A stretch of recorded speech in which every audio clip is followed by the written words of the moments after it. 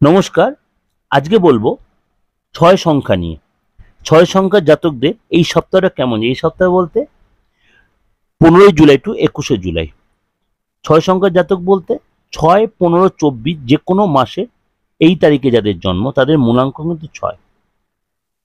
আপনারা খুব সৃজনশীল হন এবং আপনাদের যথেষ্ট নানান ব্যাপারে গুণ থাকে, কোয়ালিটি থাকে এবং যেকোনো কাজ আপনারা কিন্তু খুব সুন্দর গুছিয়ে করতে পারেন। কথাবার্তা যথেষ্ট সুন্দর, কনভিন্সিং বা যথেষ্ট ভালো, ক্রিয়েটিভ লাইনে যথেষ্ট ইন্টারেস্টেড হন।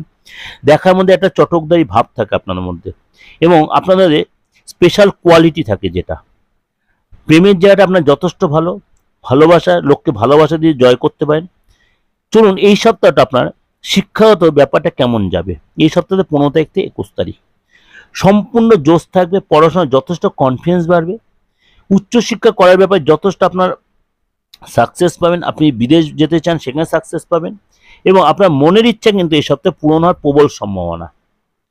পেশাগত জীবন যথেষ্ট ভালো থাকবে এবং আপনি কাজে যথেষ্ট নিজের শ্রেষ্ঠত্ব এবং সবচেয়ে সেরাটা দিতে পারবেন।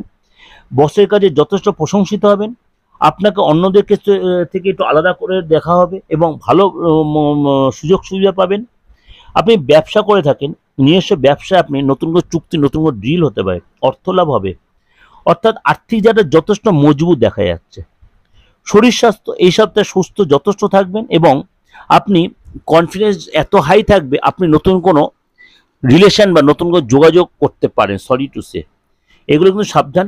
খাদ্য খাওয়া কোনো নতুন কোনো অনুষ্ঠানে যেতে পারে, সেখানে কিন্তু দেখা যায় আপনার মন যথেষ্ট প্রফুল্ল থাকবে। প্রেমের জায়গাটা বলি, পার্টনার সাথে যথেষ্ট সুন্দর সম্পর্ক হবে, হাসি মুখে সম্পর্ক সারাটা সপ্তাহ কাটাতে পারবেন। একসাথে দুজন কোথাও ডিনারে যেতে পারেন এবং ছোটোখাটো কোনো ট্যুরে যেতে পারেন। একে অপরের কাছে অনেক ক্লোজ হবেন।